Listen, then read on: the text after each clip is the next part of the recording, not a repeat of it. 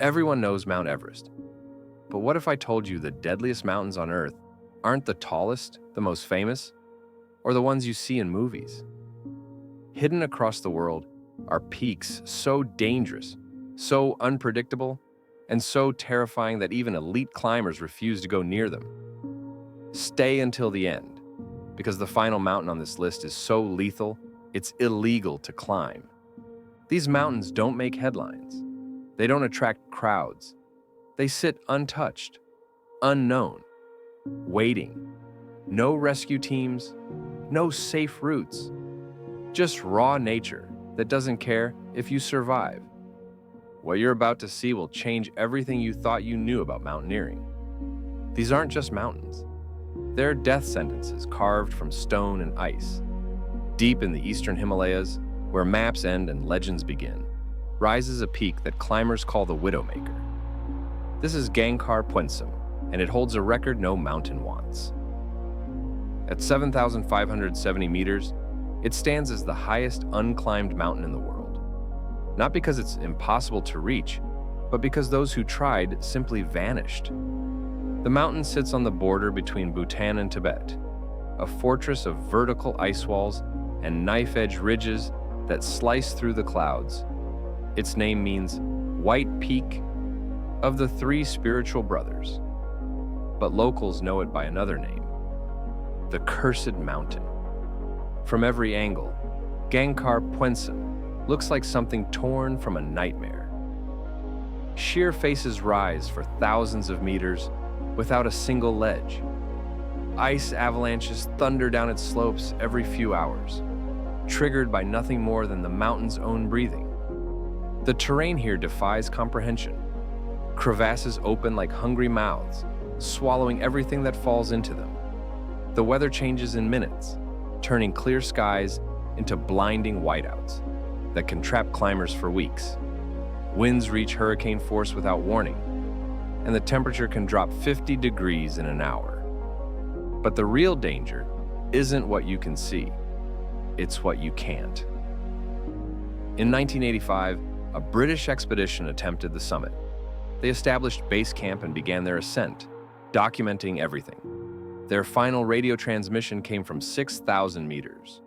They reported perfect conditions and clear skies. They were never heard from again. Search teams found their camp 3 weeks later, completely abandoned. No bodies, no equipment, no explanation.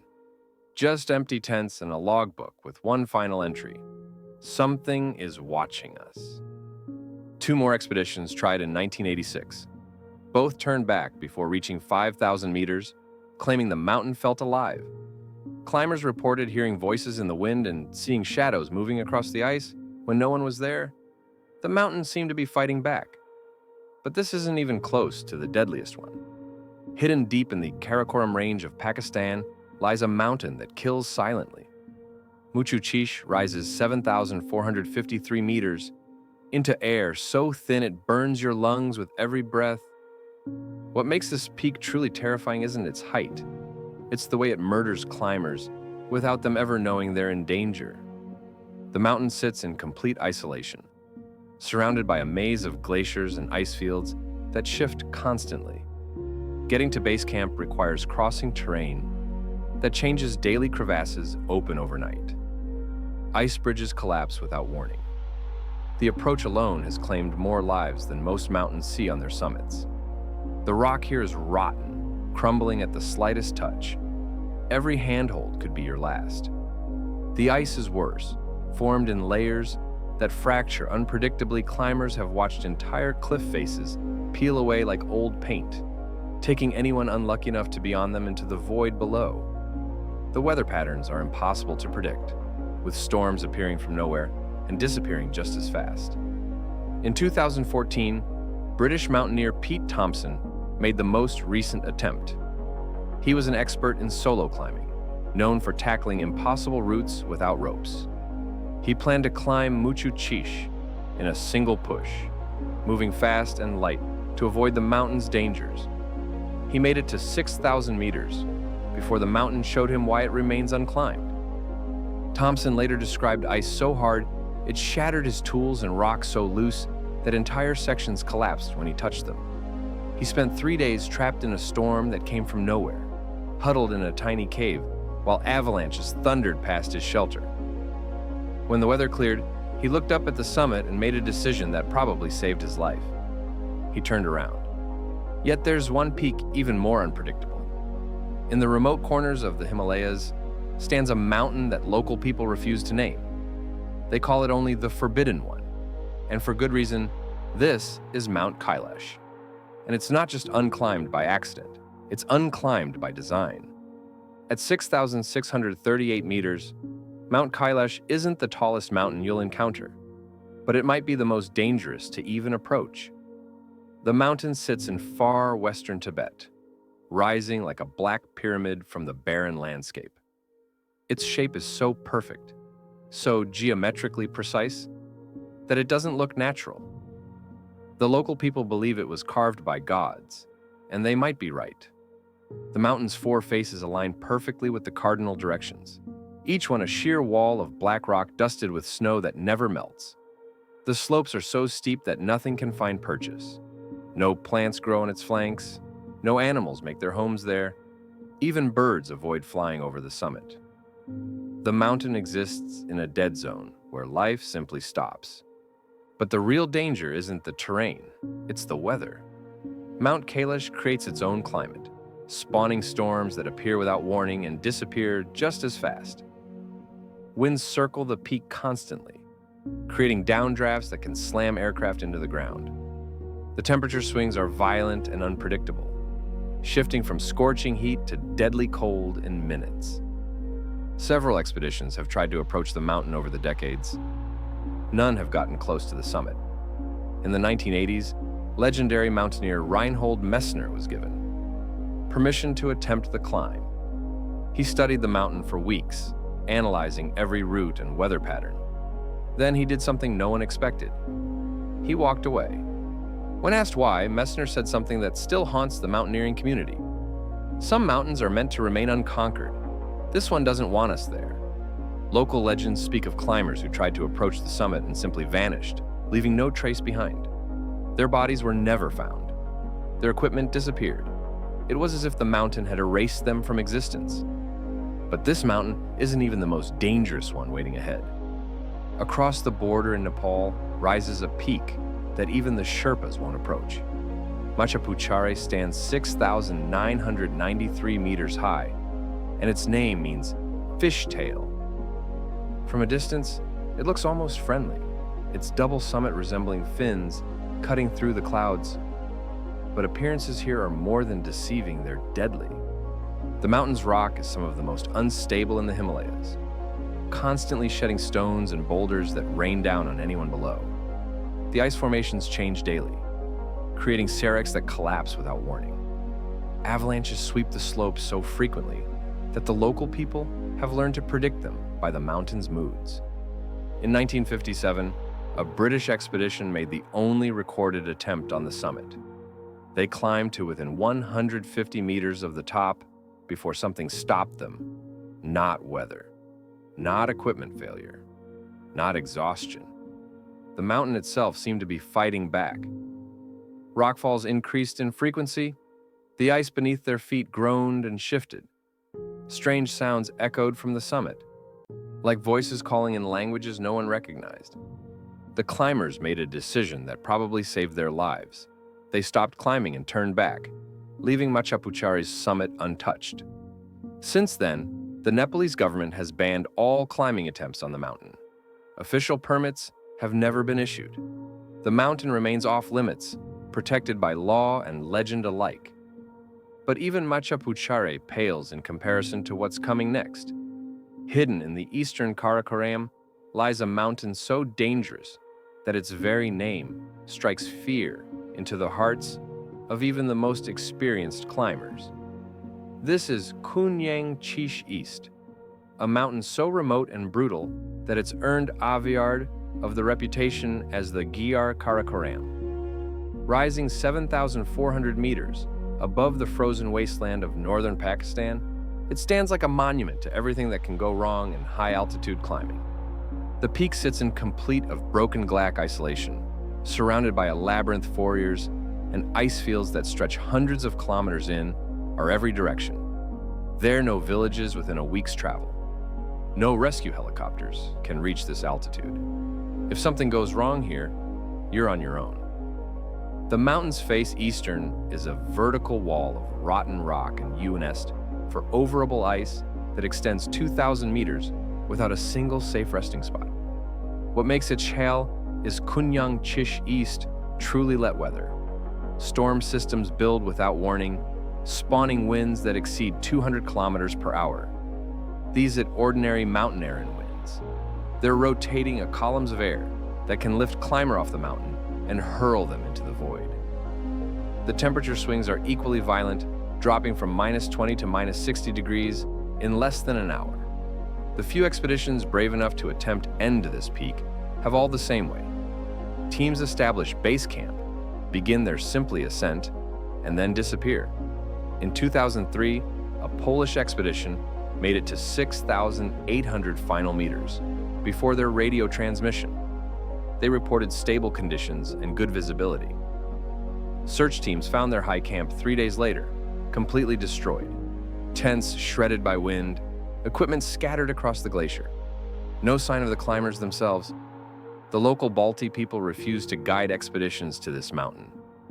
They call it the place where the wind eats souls, and they might satellite be right. Even imagery of the peak shows something Un's patterns around Nettling. The snow at the summit forms spirals that seem to move on their own, creating optical mountain appear, illusions that make thee alive. But there's something even more sinister waiting in the shadows of the Himalayas. Hidden in the disputed territory between India and Pakistan, rises Saltoro Khang that exists Sri, a mountain in a war zone. At 7,742 meters, it's not just one of the highest, it's one climbed peaks in the world of the most politically dangerous places on Earth. The mountain sits directly on the line of control between two nuclear powers, surrounded by military outposts and soldiers, Einfields. From both countries maintain positions at altitudes exceeding 6,000 meters, making this the highest battlefield in human history. The constant military presence means expedition, that any climbing becomes a potential international incident. The terrain itself is a frozen hell. Saltoro Kangri is built layers of unstable shale and ice that shift constantly under their own weight. Avalanches sweep the slopes multiple times per day, triggered by artillery fire from nearby military positions.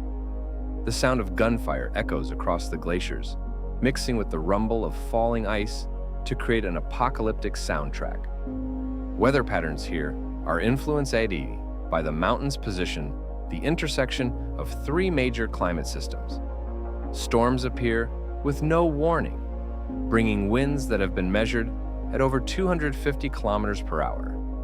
The jet dips down to touch the summit, creating downdrafts that can slam aircraft into the mountainside. Even helicopters avoid this airspace.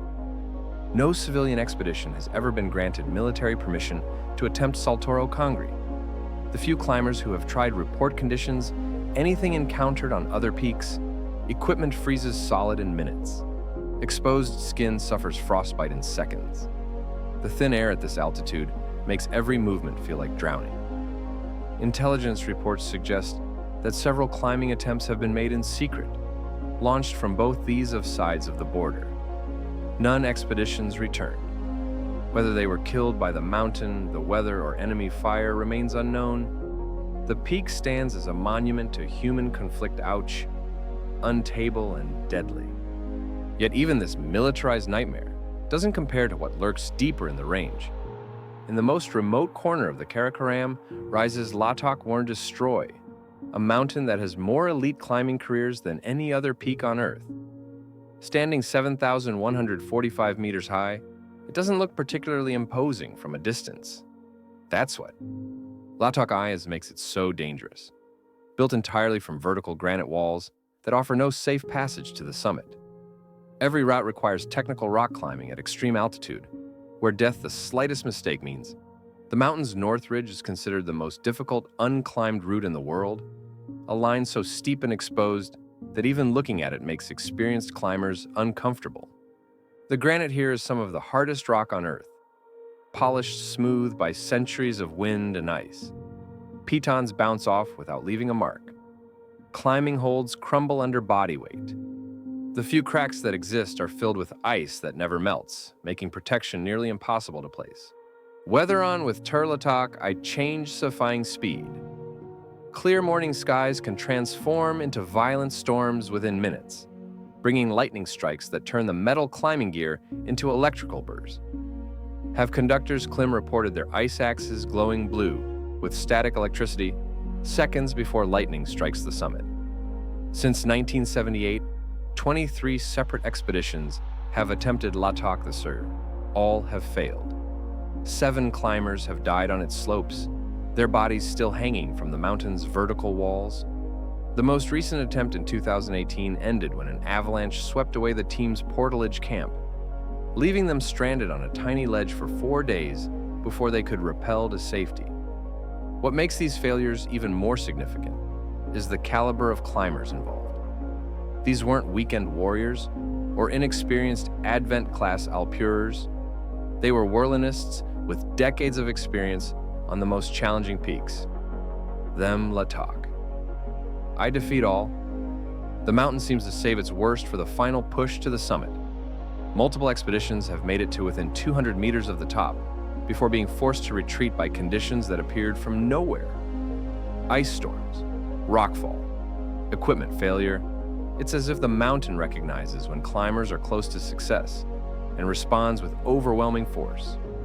But even Latok Thurner's reputation pales before the mountain that's coming next, a peak so dangerous that its very existence challenges everything climbers think they know about survival. Deep in the Gasherbrum Massif stands a mountain with no official name. Cartographers call it Peak 37, but climbers who've seen it have another name. They call it the Executioner.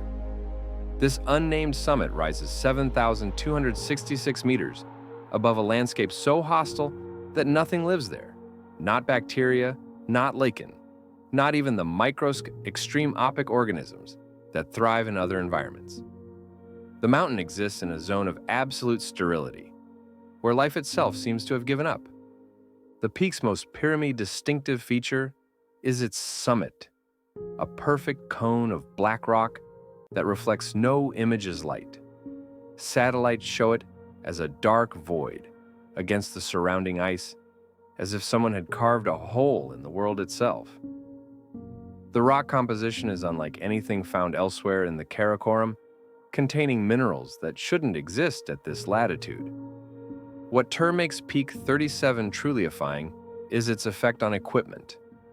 Electronic devices fail within hours of reaching base camp. Compasses spin units wildly. GPS display impossible coordinates. Radios pick up transmissions in languages that don't exist.